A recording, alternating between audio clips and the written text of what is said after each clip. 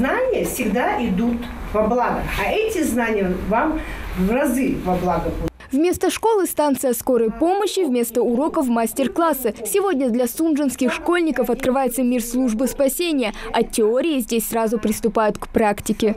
Вы подходите сзади и вот охватываете его сзади и приводите, это у нас называется прием Геймлиха. Надавливаете выше пупка на 1,5-2 сантиметра. Таким резким толчком вы выталкиваете инородное тело изо рта. Измерить давление, температуру, просчитать пульс и многое другое. Работники Сунжинской станции скорой помощи рассказывают школьникам о своих рабочих буднях, трудностях и интересных случаях. К примеру, сейчас ребятам показывают, что делать, если человек подавился. Желающих попробовать научиться достаточно. Положи ребенка на свой вот так ножки. Саша, сейчас подойди. Давай, резкий, один. Вот, все, молодец. Главное, вы фиксировали голову, фиксировали голову, нижнюю челюсть. Всегда держите нижнюю челюсть ребенка. На передовой борьбы за жизнь и здоровье людей. Оценить трудности их работы невозможно, считает Али Бархо. В следующем году парень поступает в университет. Выбрал не медицину, но, несмотря на это, с удовольствием посетил сегодняшний семинар. Начало очень активное. Я даже не ожидал. Думал, сначала будет какое-то долгое предисловие. Тут очень быстро, так, знаете, поддерживают темп. Очень интенсивно, не устаешь, то есть не заскучаешь там. То есть один за другим идет. Сейчас проходит искусственная вентиляция, и далее нам покажут, как медсестры принимают вызовы и координируются.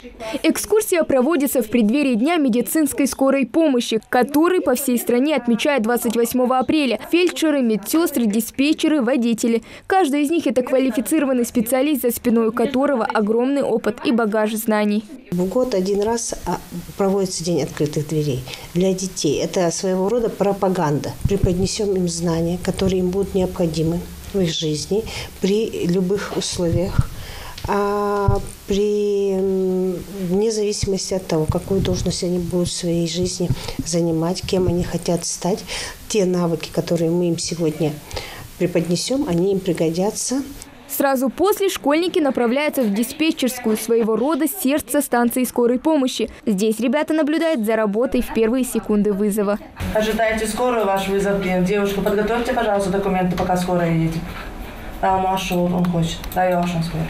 Вызов принят. Команда, не теряя ни минуты, снаряжается и направляется на стоянку. На подготовку ушло всего 3 минуты. После небольшого объяснения школьники и сами оперируют профессиональными терминами и с легкостью объясняют другим. Я хотела стать адвокатом, но придя сюда, поняла, что доктор очень интересная и увлекательная работа.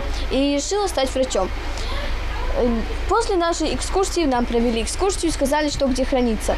Я поняла, что в этих чемоданчиках хранятся лекарства, препараты для оказания первой помощи пациенту. Вот здесь хранятся специальные капсулы, для которых пациентов делают капельницу.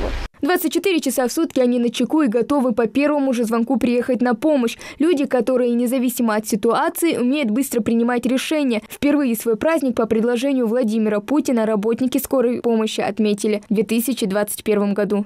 Их история начинается в 1898 году, когда 28 апреля приказом московского оберполицмейстера Дмитрия Трепова в Москве появились первые организованные станции скорой медицинской помощи и первая пара карет для перевозки пациентов. С тех пор прошло немало времени, и возможности врачей неотложки заметно выросли. Хава Гагиева, Асхат Белакиев, Новости 24.